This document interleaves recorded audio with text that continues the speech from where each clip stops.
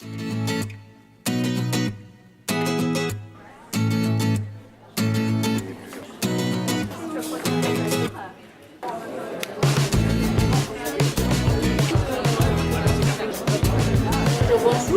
bienvenue à tous d'être venus aussi nombreux.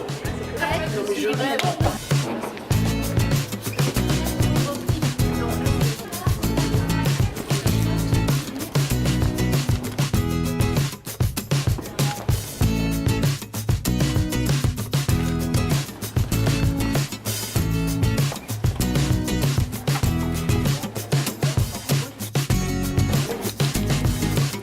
Et de la réduction des risques psychosociaux. Le temps, la difficulté de faire adhérer tout le monde, Un climat social apaisé, des conditions de travail améliorées, plus de dialogue et une autonomie croissante des équipes. il y en a des questions qui prennent la tête.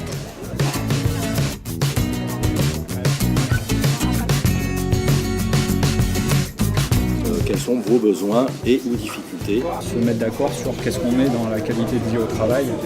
Il y a des gens aussi qui n'ont pas forcément l'envie ou la capacité d'évoluer en fait sur leur vie. Amélioration quelque part. Il y a toute une nouvelle organisation à trouver, des synergies, de la mutualisation, un organigramme. C'est plutôt fidéliser les anciens et faire adhérer les nouveaux. Faire adhérer les nouveaux. La coordination, la montée en compétences, l'autonomie. Donc soit perdre du pouvoir, soit remis en cause sur leur pratique. Puis finalement, derrière, il n'y avait rien qui était fait. Donc il y a une lassitude. Les gens ont dit, mais ça sert à rien de toute façon. Pour innover ou pour impliquer? Je me sens pas toujours très à l'aise sur ces questions-là.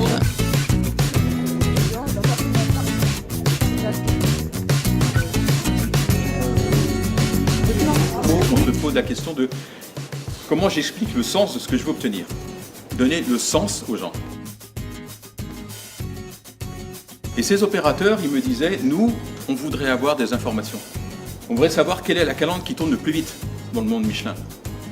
Et avec ça, vous arrivez à dégager des énergies qui sont incroyables.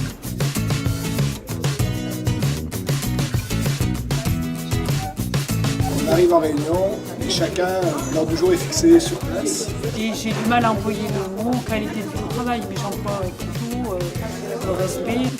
Donc comment maintenant? Comment? On a eu plein d'exemples de formes d'échange. Parce que finalement, c'est trop focalisé sur des personnes en particulier, et qu'il faut qu'il y ait vraiment une culture d'entreprise. Montrer qu'on ne part pas d'une feuille blanche et que ce n'est pas un sujet aussi très complexe. Les petites actions, la méthode des petits pas.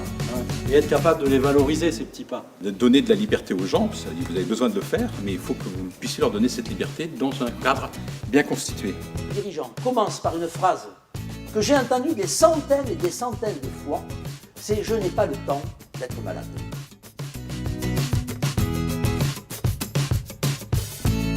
Les PME sont partout, sauf dans les livres.